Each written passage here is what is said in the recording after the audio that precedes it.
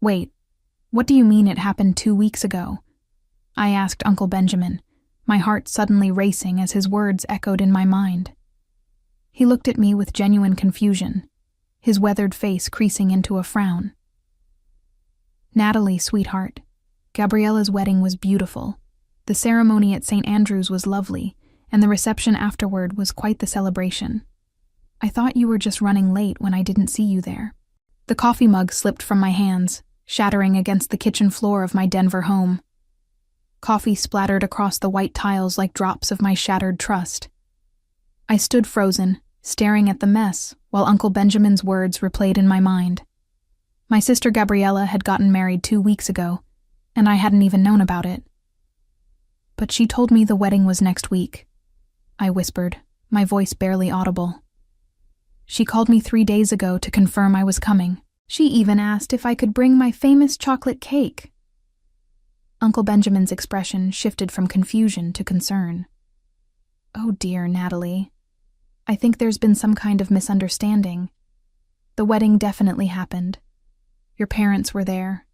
Your cousin Victoria flew in from Portland. Even your Aunt Helen made the trip despite her hip surgery. My name is Natalie Rose, and I'm 36 years old.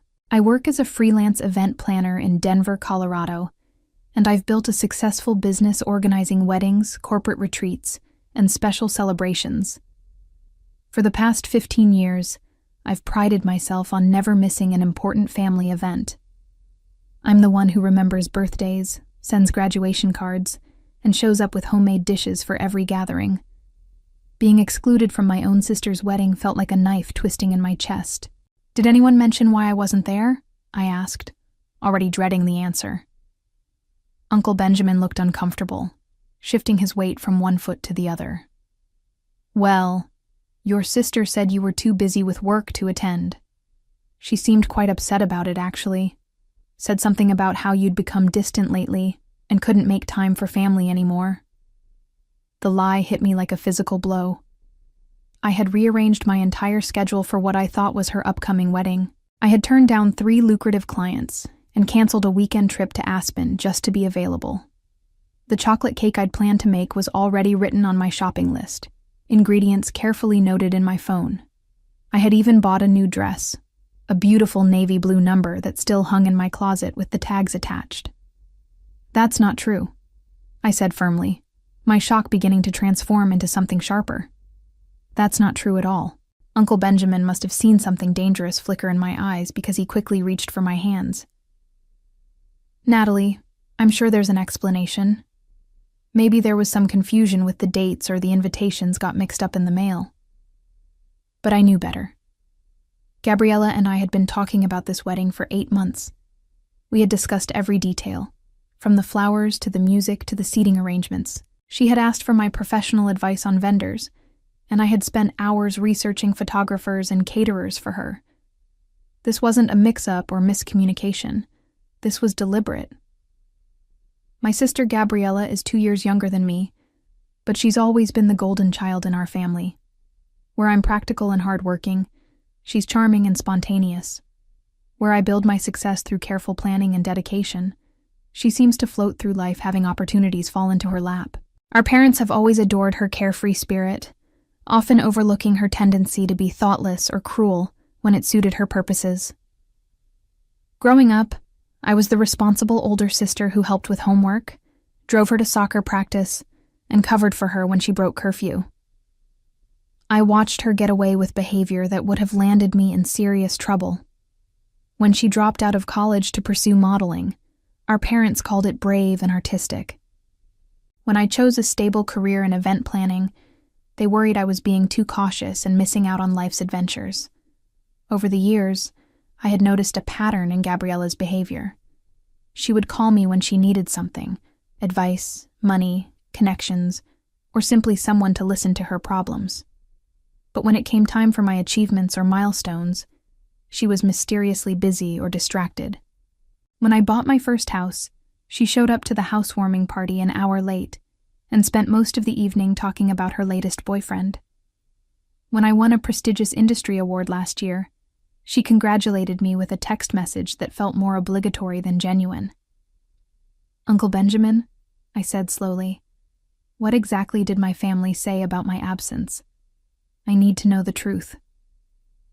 He sighed heavily and sat down at my kitchen table. Your mother mentioned that you'd been too focused on work lately to maintain family relationships. Your father said something about how success had changed you, made you think you were too important for family gatherings. And Gabriella, well, she seemed genuinely hurt. She kept saying she wished her sister cared enough to be there on the most important day of her life. Each word felt like another betrayal. They had crafted a narrative that painted me as the selfish, career-obsessed sister who had abandoned her family. Meanwhile, I had been sitting in my home office, carefully planning my schedule around a wedding that had already happened, believing I was the loving sister who would never miss such an important moment. Did anyone think to call me? I asked, though I already knew the answer. I'm sorry, dear. I assumed you already knew and had chosen not to come. After Uncle Benjamin left, I sat alone in my kitchen, staring at the coffee stains on the floor and trying to process the magnitude of what had happened. The silence in my house felt heavy and oppressive, broken only by the ticking of the antique clock on my mantel. I pulled out my phone and scrolled through my recent conversations with Gabriella, reading her messages with new eyes. 3 days ago, she had texted, "Can't wait for next week. Are you still planning to make your chocolate cake? Trevor is so excited to meet you properly." Trevor was her fiancé of 6 months, a marketing executive I had met briefly at a family barbecue. He seemed nice enough, though I had noticed he had a tendency to interrupt conversations and dominate discussions about his work at Kristen Global, a mid-sized advertising agency in downtown Denver. Now I realized the cruel irony of her message. She was asking about a cake for a wedding that had already happened, probably laughing with Trevor about how gullible her sister was. The thought of them sharing private jokes about my ignorance made my stomach turn. I called my mother, hoping against hope that Uncle Benjamin had somehow gotten the dates wrong. "Oh, Natalie," my mother said when I asked about the wedding. Her voice carried that particular tone she used when she was disappointed in me. "I was hoping you might call to apologize. Gabriella was heartbroken that you didn't show up. She kept looking toward the door during the ceremony, thinking you might still arrive." "Mom, I thought the wedding was next week. Gabriella specifically told me." "Honey, the invitations went out 2 months ago. You RSVP'd that you would attend. When you didn't show up and didn't call, we all assumed you had decided work was more important than your sister's happiness." I felt the blood drain from my face. I never received an invitation, and I definitely never RSVP'd. There was a long pause on the other end of the line. "That's impossible, Natalie. I helped Gabriella address the envelopes myself. Your invitation was definitely sent." But as I hung up the phone, I realized what had happened. Gabriella had deliberately excluded me from her wedding while maintaining the illusion that I was invited. She had let our entire family believe I had chosen not to attend, destroying my reputation as the reliable, caring sister while positioning herself as the victim of my supposed selfishness. I walked to my home office and opened the drawer where I keep important documents. There, tucked behind some old tax returns, I found something that made my blood run cold. A white envelope with my name written in Gabriella's distinctive handwriting. Inside was her wedding invitation, dated for the correct day 2 weeks ago. She had sent it to me after the wedding had already taken place, probably planning to use it as evidence that she had tried to include me. The cruelty of her deception took my breath away. This wasn't just about excluding me from one event. This was about systematically destroying my relationships with our family, while making me look like the villain in my own story.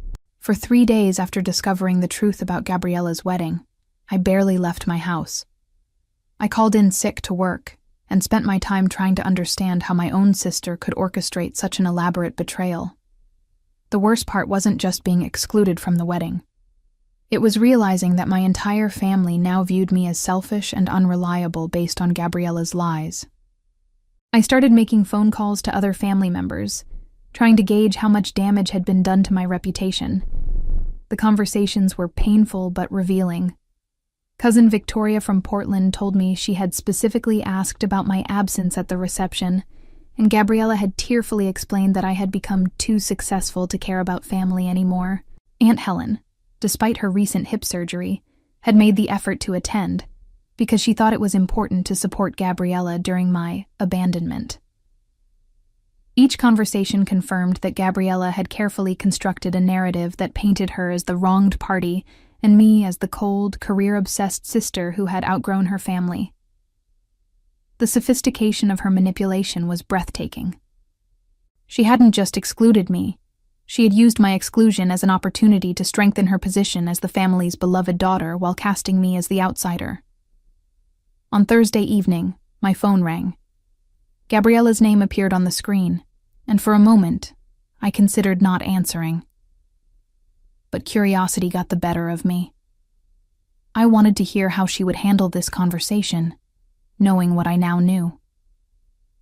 "Natalie," she said, her voice bright and cheerful. "I've been meaning to call you. How are you doing?" The casual tone of her voice made my hands shake with anger. "I'm doing well, Gabriella. How was your honeymoon?" "Oh, it was magical. Trevor and I went to Cabo, and the weather was perfect. I have so many pictures to show you. But listen, I wanted to talk to you about something important." I gripped the phone tighter. "What's that?" "Well, Trevor and I were talking, and we realized we never really had the honeymoon we wanted. Cabo was nice, but it was so crowded and touristy. We were wondering, would you be willing to let us use your mountain lodge for a long weekend? We know how private and beautiful it is up there, and it would mean the world to us to have some quiet time together as newlyweds." My mountain lodge.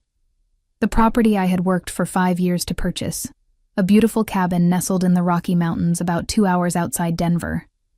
It was my sanctuary, the place where I went to recharge and find peace. The fact that Gabriella was asking to use it now, after what she had done, showed a level of audacity that left me speechless. "You want to use my lodge?" I asked carefully. "Yes. We were thinking maybe next month. We could even help with maintenance or cleaning while we're there. Trevor is really handy with repairs, and I know you mentioned the deck railing needed some attention. It would be like a working vacation for us and a favor for you." The request was so brazen that I almost laughed. She had systematically destroyed my family relationships and was now asking me for favors as if nothing had happened. It was clear she believed her manipulation had been successful, and that I remained oblivious to her betrayal. "That's an interesting idea," I said slowly. "Let me think about it and get back to you." "Oh, thank you. I knew you'd understand. You're such a good sister, Natalie. I love you so much." The words felt like acid in my ears. After we hung up, I sat in my living room, staring out at the Denver skyline and thinking about Gabriella's request. A plan began forming in my mind, a plan that would give me the opportunity to show my family exactly who my sister really was. The next morning, I drove to my mountain lodge to begin preparations for what I was already thinking of as my masterpiece of revenge. The property sat on 15 acres of pristine wilderness, with a main cabin, a guest house, and a stunning view of the Continental Divide. As I walked through the rooms, I began to envision exactly how I would expose Gabriella's true nature to the world. But first, I needed to make some important phone calls. The previous month, I had attended a networking event for event planners in Denver, where I had met Jacqueline Torres, a television producer who specialized in reality programming. She had mentioned that her company, Gravelock Technologies, was always looking for authentic, unscripted content that captured real human drama. At the time, I had filed away her business card without much thought. Now, it felt like destiny. "Jacqueline, this is Natalie Rose. We met at the event planning conference last month," I said when she answered her phone. "Of course, the event planner with the mountain property. How are you doing?" "I'm well, thank you. I'm calling because I have what might be an interesting opportunity for your production company. I'm dealing with some family drama that could make for compelling television, and I have the perfect location to film it. Jacqueline's interest was immediately piqued. Tell me more. I explained the situation with Gabriella's wedding deception and her current request to use my lodge. I'm thinking about setting up cameras throughout the property and inviting not just Gabriella and her husband, but our entire extended family for what they think will be a casual reunion weekend. They don't know I'm aware of what happened at the wedding, so they'll probably continue their narrative about how I've become too selfish and career-focused for family. That's brilliant, Jacqueline said. The authentic family dynamics, the beautiful location, the built-in conflict, this could be exactly what we're looking for. Would you be interested in a partnership where you get a producer credit and a significant portion of the profits? The offer was better than I had hoped. Not only would I get my revenge, but I would also be launching a new career in television production. I'm very interested. What would be the timeline? We could have a minimal crew in place within 2 weeks. Hidden cameras, discreet audio equipment, the works. The family wouldn't know they were being filmed until the big reveal. Are you prepared for the fallout when this airs? I thought about Uncle Benjamin's confused face when he told me about attending a wedding I didn't know had happened. I thought about my mother's disappointed tone when she explained how heartbroken Gabriella had been by my absence. I thought about every family member who now believed I had chosen work over family because of my sister's lies. I'm prepared, I said firmly. Over the next week, I worked with Jacqueline and her team to plan every detail of what we were calling Family Reunion, Mountain Lodge. The premise was simple. I would invite my extended family for a weekend at my lodge under the guise of celebrating Gabriella and Trevor's marriage and giving them the honeymoon they deserved. The family would think they were attending a private celebration, but in reality, they would be participating in a reality show that would expose the truth about Gabriella's deception. The cameras would capture everything. The family's continued narrative about my supposed selfishness, Gabriella's manipulation tactics, and most importantly, the moment when I revealed the truth about her wedding deception. The show would culminate in my announcement that I had secretly married Jacqueline's business partner, producer David Kim, 2 weeks earlier, the same weekend as Gabriella's wedding. The irony was perfect. While my family was attending Gabriella's wedding and discussing my absence, I was actually getting married in a small ceremony in Los Angeles. The marriage to David had happened quickly, but it wasn't impulsive. We had been dating for 8 months after meeting through Jacqueline at a film industry event in Los Angeles. David was kind, intelligent, and most importantly, he understood my ambition and drive. When he proposed during a quiet dinner at his home in Malibu, I said yes immediately. We had originally planned to have a larger ceremony later in the year, but when I learned about Gabriella's wedding date, we decided to have an intimate ceremony the same weekend. It felt like fate. While my family was celebrating Gabriella's marriage and discussing my absence, I was actually starting my own new chapter in life. David was fully supportive of my plan to expose Gabriella through the reality show. As an experienced producer, he understood the power of authentic storytelling and the importance of truth in family relationships. He also brought valuable technical expertise to our project, ensuring that we would capture every moment in high quality. The key, David explained as we reviewed the camera placement at the lodge, is to let them reveal themselves naturally. We're not manipulating the situation. We're just documenting their authentic behavior. I called Gabriella 2 weeks after our initial conversation about the lodge. I've been thinking about your request, I told her, and I'd love to have you and Trevor use the lodge. In fact, why don't we make it a whole family celebration? I feel terrible about missing your wedding, and I'd like to do something special to make up for it. Gabriella's excitement was immediate and genuine. Oh, Natalie, that would be amazing. But are you sure? I know how much your privacy means to you. I'm sure. Let's invite everyone. Mom, Dad, Uncle Benjamin, Cousin Victoria, even Aunt Helen if she's feeling up to the trip. We can make it a proper celebration of your marriage. That sounds perfect. Trevor will be so excited. When were you thinking? How about the first weekend in October? The fall colors should be gorgeous, and the weather will still be nice enough for outdoor activities. As I made the invitation calls to family members, I was struck by how eager everyone was to attend. Uncle Benjamin was thrilled about the opportunity to see the lodge again. My parents were pleased that I was finally making an effort to repair relationships with the family. Cousin Victoria was excited about a mountain getaway. Even Aunt Helen, despite her mobility challenges, insisted she wouldn't miss it. The enthusiasm in their voices made my heart ache a little. These people loved me, but they had been manipulated into believing I didn't love them back. Gabriella's deception had poisoned their perception of me, and this weekend would be my opportunity to show them the truth. Jacqueline's production team worked discreetly to install cameras throughout the lodge. Tiny lenses were hidden in smoke detectors, picture frames, and decorative objects.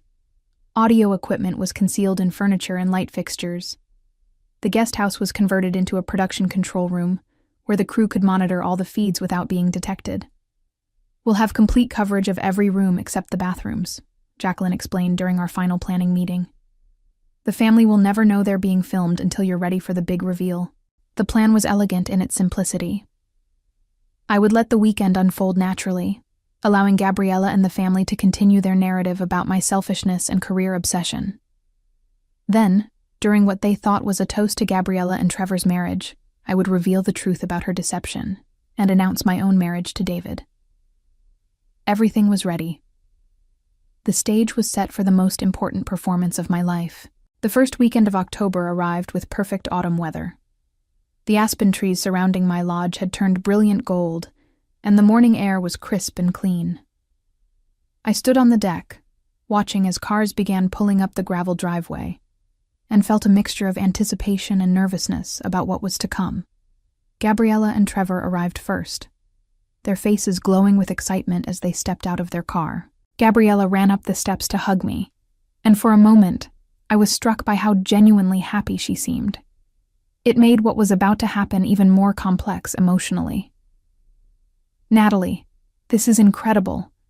The lodge looks even more beautiful than I remembered," she said, spinning around to take in the view. Trevor was equally enthusiastic. "This is amazing. Thank you so much for sharing this place with us. Gabriella told me how special it is to you."